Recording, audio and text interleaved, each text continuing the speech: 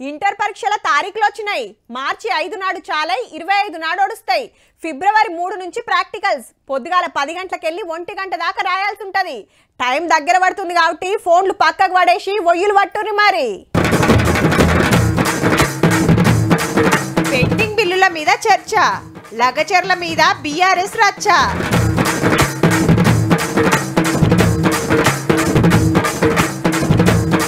సంక్రాంతి తర్వాత కొత్త కారట్లు, కొత్తేడాదిల తినొచ్చు సన్నాలు.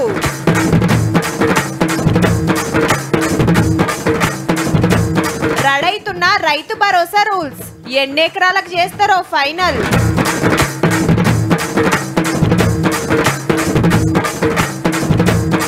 మంచువారింట సల్లార్తలే మంట, మనోజు జనసేనలకు పోతాడంట.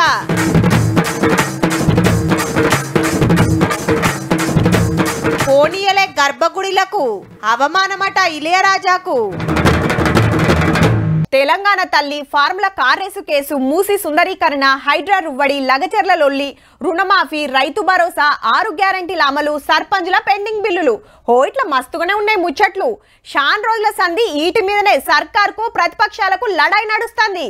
ఎవరు ఆఫీసులు కూకొని మైకుల ముంగట మాట్లాడితే కాదు కదా, అసెంబ్లీకి వస్తే ఫేస్ టు ఫేస్ ఉంటది. ఇంత మంచి ఛాన్స్ వస్తే ఏమైందో చూడుర్రి మళ్ళా. సర్పంచుల పెండింగ్ బిల్లుల మీద జోరుగా చర్చ నడిచింది అసెంబ్లీలో. ఇటు ప్రతిపక్షాలు అటు గవర్నమెంట్ మీరే బిల్లులు పెండింగ్ లో పెట్టిరంటే మీరే పెట్టిండ్రని బాగానే కీసులాడినరు. బిడ్డ పెళ్లి పెట్టుకున్నారు, దాదాపుగా 25 లక్షలు పెండింగ్ ఉన్నది. వాళ్ళు లాస్ట్ కు పుస్తమట్టలు కూడా అమ్ముకునే పరిస్థితికి చూస్తుంటే మొగని కొట్టి మొరమొర అన్నట్టున్నది. చేసిన పాపాలన్నీ బిల్లులు కుప్ప తయారు చేసింది వాళ్ళ అధ్యక్ష. పనులు చేసినటువంటి సర్పంచులు మాత్రం చచ్చిపోయే కాలం వచ్చింది. ఆల్రెడీ గత ప్రభుత్వంలో కూడా ఆత్మహత్య చేసుకునే సందర్భం. అధ్యక్ష, ఒక్కొక్కరు నిండుగా 1000 కోట్లు సంపాదించుకొని నిండుగా ఒడ్డుకుండి ఈ తరం మొదలు పెడుతున్నారు అధ్యక్ష. ఇదే ముచ్చట మీద హరీష్ రావు సార్ కు మంత్రులకు కిసర బసర నడిచింది జరసేపు. ఈ హస్తం గుర్తు భస్మాసుర హస్తమై కూర్చున్నది. ఇవాళ వాళ్ళ ఉసురు పోసుకుంటున్నారు. మరి బీఆర్ఎస్ అంటే బకాయిల రాష్ట్ర సమితి లాగా మాకు ఇచ్చిపోయినరు. 1-2 ఇయర్స్ నుంచి కాదు సార్, 2014 నుంచి కూడా ఇట్లనే వస్తూ వచ్చింది. పెండింగ్ బిల్స్ నా దగ్గర ఉన్నాయి. ఒక్క నవంబర్ లో బడా కాంట్రాక్టర్లకు 1200 ఇచ్చారు. అందులో సగం ఇస్తే సర్పంచ్ల బిల్లులు క్లియర్ అవుతుండే. ఆర్థిక శాఖ మంత్రి గారు ఆ రోజు హరీష్ రావు గారే ఉన్నారు. వారు ఇంత బాధపడుతున్నారు. మీ చేతిలో ఉండి ఇట్లా ఒక సంతకం పెట్టించుంటే ఆ రోజు అన్ని క్లియర్ అయ్యేటి. ఎస్, నేను ఇచ్చాను. పల్లె ప్రగతి కింద ప్రతి నెల 275 కోట్ల రూపాయలు మేము గ్రామ పంచాయతీలకు ఇచ్చాం. 270 కోట్ల రూపాయలు ప్రతి నెల ఇచ్చాము అని చెప్పినప్పుడు బకాయిలు ఎక్కడి అధ్యక్ష? మేము చేయలేదని చెప్పేసి మీకు అధికారం ఇచ్చింది. నడిమిట్ల బ్రేక్ తీసుకొని బీఎస్సీ మీటింగ్ పెట్టి అసెంబ్లీ ఎన్ని రోజులు నడపాలి, ఎట్లా నడపాలి అనేది మాట్లాడుకున్నారు. అన్ని పార్టీల పెద్దలు కూకొని 15 రోజులకు తక్కువ కావద్దు అనేది ప్రతిపక్షాల డిమాండ్.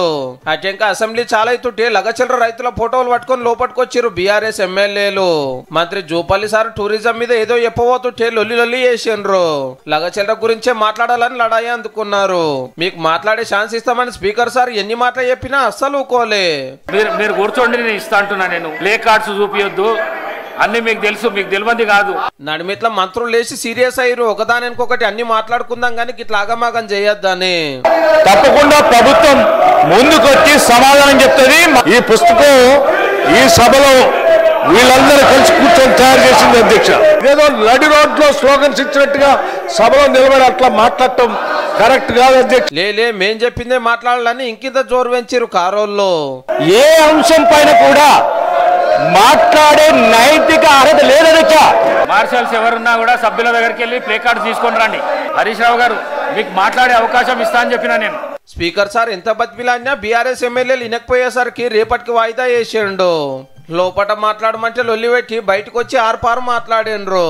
ఇంతకంటే అరాచకం, ఇంతకంటే దుర్మార్గం, ఇంతకంటే చిల్లర ప్రభుత్వం ఈ భారతదేశంలో ఎన్నడన్నా చూసినామా? దయచేసి ఆలోచన చేయండి. ఖమ్మంలో రైతులకు బేడీలు వేసుకొని తీసుకొచ్చినటువంటి మిర్చి రైతులకు ఇబ్బంది పెట్టినటువంటి రైతు వ్యతిరేకంగా ఉన్నటువంటి వీళ్ళు నిన్ను ఓటేసి ముఖ్యమంత్రిని చేసిన ప్రజలు జైళ్లలో ఉంటే సిగ్గు లేకుండా పర్యాటక శాఖకు సంబంధించి నేనేదో చేస్తాను, పాలసీ పెడతానంటూ ముందుకొస్తున్నావే, సిగ్గుందా అని అడుగుతా ఉన్నా. ప్రతిపక్ష నాయకుడేమో ఫామ్ హౌస్ లో అనుకుంటాడు. ఆలీబాబా నలుగురు లెక్క మీరే రాష్ట్రాన్ని దోచుకొని చూస్తుంటే ఈ కిత కూడా కేసీఆర్ సార్ అసెంబ్లీకి వచ్చేటట్టే లేడు.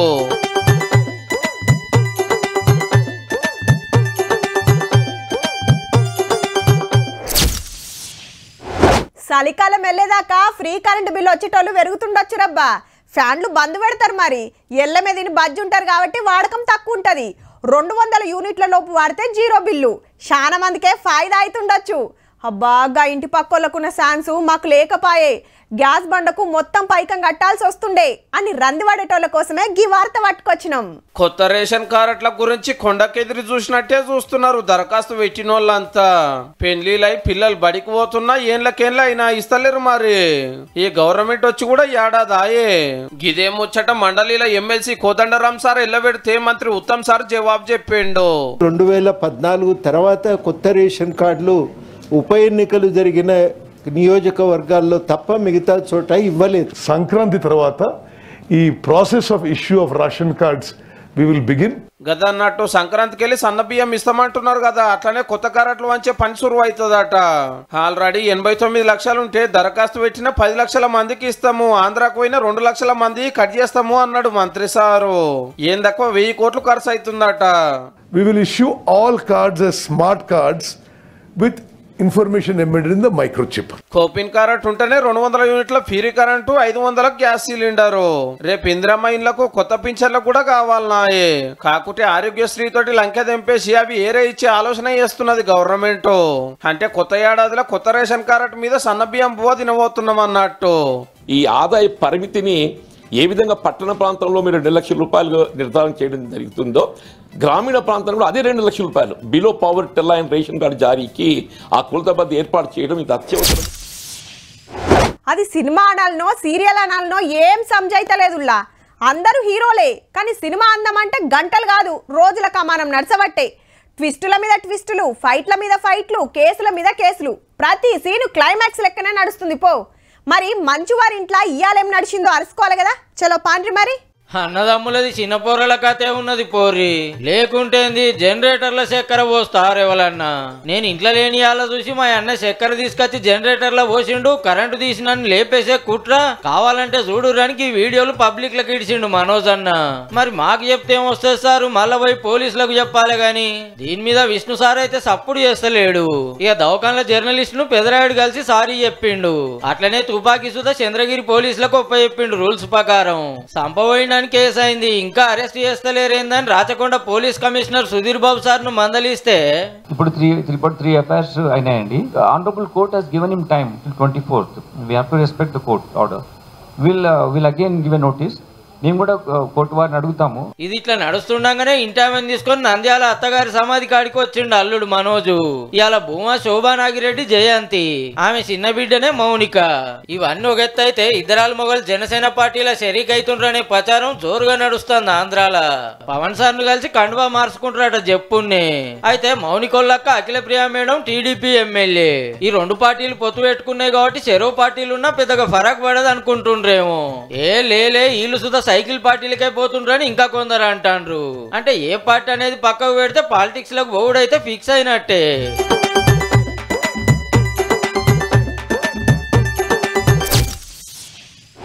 అరే గిట్లా ఆల్చం చేస్తుండ్రేమో. గా పైసలు వస్తే మందు బస్తాలకో కలుపు కూళ్ళకో అవ్వు కదా. అదలు బదులు దేవాలంటే అదను కేడ ఉట్టయాయే. ట్రాక్టర్ అయిన దున్నివేయండు, పైసలు పైసలు అని నిలబడనిస్తలేడు అని ఊర్ల పొంట నడుస్తున్న చర్చ కాదా. మరి నాట్ల కాలమాయే, చేతుల పైకం ఉంటేనే కదా పనులు సగబెట్టుకునేది. ఇంతకు ఇయ్యాల్సింది ఎవరో ఎరికే కదా, హౌ సర్కారోళ్ళే. రైతు భరోసాకు రూల్స్ రెడీ అవుతున్నాయి. మంత్రుల కమిటీ అందరితోటి మాట్లాడి సర్కార్ కు రిపోర్ట్ కూడా ఇచ్చింది. 190 మంది రైతులకు 5 ఎకరాల లోపట్నే ఉన్నట్టు తేలిందట.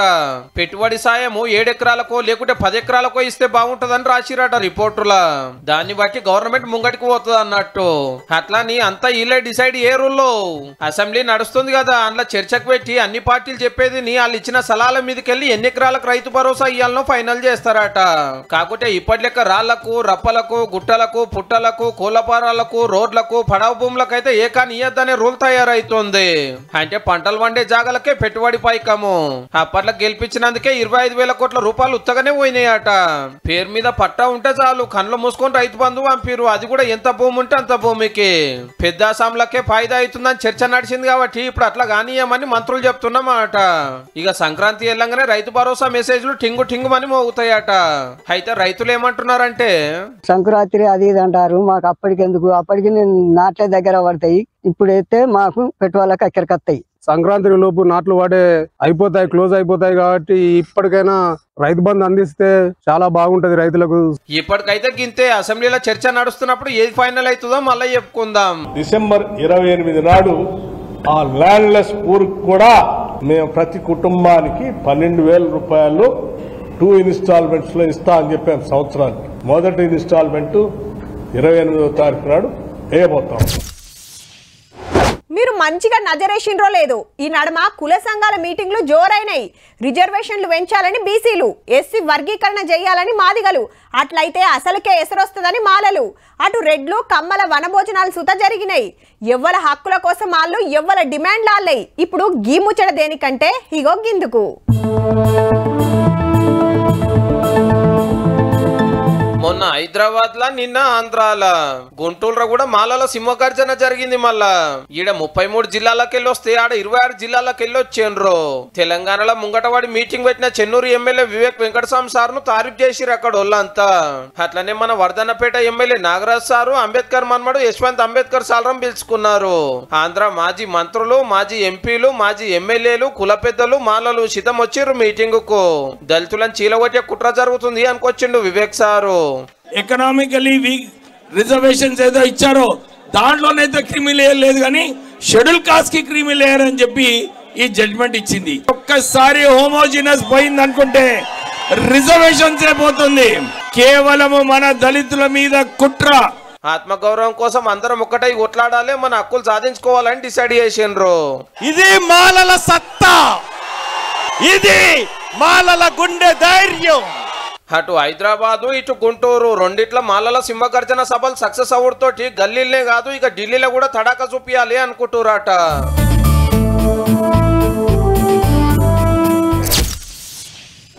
పెద్ద భక్తులు గుడికి పోతే ఎట్లుంటది, ఎదురుపోయి పూర్ణకుంభంతో వెల్కమ్ చెప్తుంటారు, దగ్గరుండి లోపలికి తీసుకుపోతారు, గర్భగుడిలా దేవుని ముంగట నిలబెట్టి ప్రత్యేక పూజలు చేస్తారు, శాలువాలు కండువాలు కప్పి తీర్థప్రసాదాలు ఇచ్చి దీవెనార్తి పెడతారు. ఏ గుడికి పోయినా గిట్లనే ఉంటది. లీడర్లు, సెలబ్రిటీలకు స్పెషల్ మర్యాదలు ఉంటాయి. మరి గిదేంది?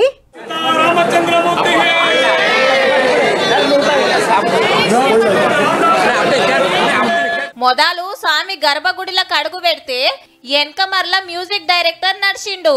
అయితే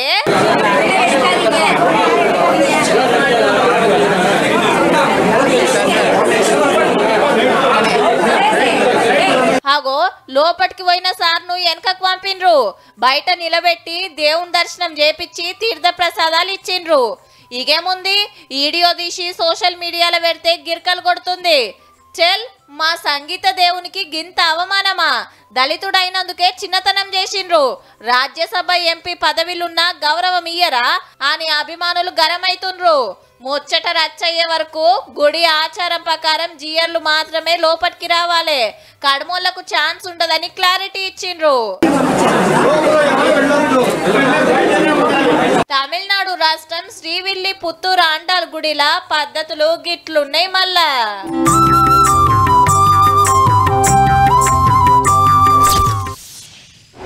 డీజేలు పెట్టుడు, గిప్ప గిప్ప ఎగురుడు, ఎంత సప్పుడొస్తే అంత ఊపొస్తుంది. ఇక సినిమాల్లో అర్థం కాని పాటలు, లోపల రాళ్ళేసినట్టు కొట్టే సప్పుళ్ళు. మ్యూజిక్ అంటే ఇప్పటోళ్ళకి గిదే, కానీ వెనకట వాయిద్యాల సప్పుడే అలాగుంటుండే. ఇంటే మనసుకు నిమ్మలం అనిపిస్తుంది, మళ్ళా ఇనాలనిపిస్తుంది. అప్పటి సంగీతానికి రాళ్ళు కూడా కరుగుతాయి అనేది అట్లుండే. ఇప్పుడు గీ ముచ్చట ఎందుకంటే తబల సప్పుడు వినబడ్డదంటే అందరికి గుర్తుకొచ్చేది ఉస్తాద్ జాకిర్ హుస్సేన్ సారే. తాజ్ మహల్ ముంగట తబల వాయించుకుంటా షాయదాగే యాడ్తోటి దేశంలో అందరికి దగ్గరైన సారు కాలం చేసిండు. 73 ఏండ్లు, షానేండ్ల సంధి అమెరికాలోనే ఉంటున్నాడు. పెద్ద మనిషికి పానం మంచిగా లేదట. ఓ దావుకండ్ల షేరిక వేస్తే ఆడనే జీవోయింది. పుట్టింది బొంబాయి, తండ్రి అల్లా రఖే తొవ్వలనే తబలా ప్లేయర్ అయి 13 ఏండ్లకే బయటి దేశాల స్టేజ్ షోలు ఇచ్చిండంటే చూడుర్రి. ఫస్ట్ షోకు 5 రూపాయలే తీసుకుండట. అటెనక 5కెళ్ళి 10 లక్షలు తీసుకునే రేంజ్కి వచ్చిండు. 60 ఏండ్ల సంధి తబలా మోగిస్తూనే ఉన్నాడు. సారు షోలున్నాయంటే సెలబ్రిటీల కాంచి ఎగబడేది. కాలం చేసిండని తెలిసి రాష్ట్రపతి మేడం, ప్రధాని సారు, సెంటర్ మంత్రులు, ముఖ్యమంత్రులు, ప్రతిపక్ష లీడర్లు, సినిమోళ్లు, సెలబ్రిటీలంతా సంతాపం తెలిపిండ్రు. పద్మశ్రీ, పద్మభూషణ్, పద్మ విభూషణ్ 4 గ్రామీ అవార్డులు సుతొచ్చినాయి. మన సంగీతానికి తబల సప్పులకు పెద్ద దిక్కు లెక్కున్న ఉస్తాదుకు తీన్మార్ తరపున నివాళి.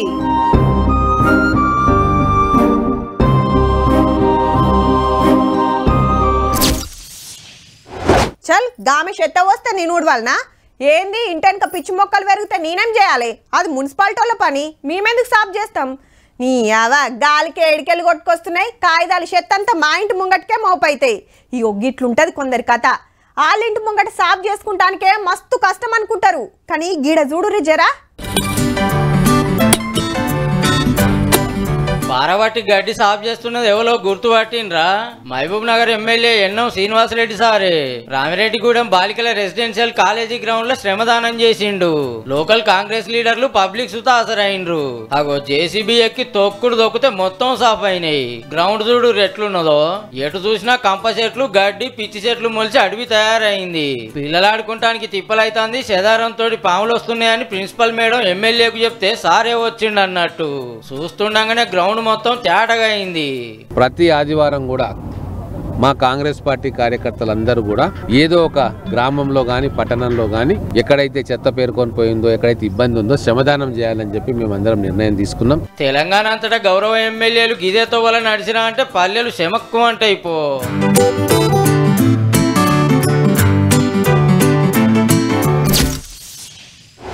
ఎమ్లాడకు పోయేటోళ్ళు మొదలు రాజన్న దర్శనం చేసుకొని కోడె మొక్కులు చెల్లించి తెల్లారి బద్దిపోషమ్మకు యాటతోనో కోడితోనో తాకతును బట్టి మొక్కులు పెడతారు. ఇక ఇందాకొచ్చి అంజనం దర్శించుకోకుంటే ఎట్లా అని కొండగట్టుకు పోతారు. అట్లనే ఎమ్లాడ పక్కకే ఉండే నాంపల్లి గుట్టకు పోయి నరసింహస్వామిని దర్శించుకుంటారు. ఇక ఈ కాంచెలి గీడికి సుత లైన్ కడుతుండొచ్చురు. ఓ పడవ వచ్చింది, ఇంకో పడవ పోతుంది. దిగేటోళ్ళు దిగుతున్నారు, ఎక్కేటోళ్ళు ఎక్కుతున్నారు. మా ఛాన్స్ ఎప్పుడొస్తుందా అని మస్తు మంది లైన్లో నిలబడి ఎదురు చూస్తున్నారు. ఇక ఎక్కినోళ్ళది చిన్న మురిపేం కాదు. పో ఇంతకు ఏ టూరిస్ట్ జాగా అంటారా? సిరిసిల్ల జిల్లా వరదవెల్లి దత్తాత్రేయ గుడికాడ నీళ్ల నడుమిట్లా గుట్ట మీద ఉన్న దేవుని దగ్గరికి ఇట్లా పోవాల్సిందే.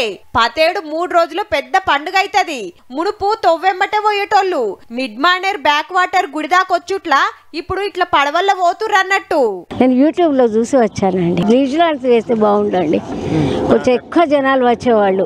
ఇట్లా బోట్లో రావడం మంచిగానే అనిపిస్తుంది, కానీ రోడ్ అయితే అది ఏమన్నా చేస్తే బాగుంటదండి. అంటే అందరికి రావడానికి ఈజీ ఉంటది. ఇప్పుడు కూడా బోట్స్ పెట్టారు, బానే ఉన్నది. జప్పున్నే బిజ్జి కట్టించే ఉపాయం చేస్తామన్నాడు మంత్రి పొన్నం ప్రభాకర్ సారు. రేపే ఆఖరు మరి. ఉత్సవాలు దగ్గరలో పోయేటోళ్ళుంటే పోయిరారు మరి. మిడ్ మానేర్ లా బోటింగ్ చేసినట్టు ఉంటది, అటు స్వామి వారిని దర్శించుకున్నట్టు ఉంటది.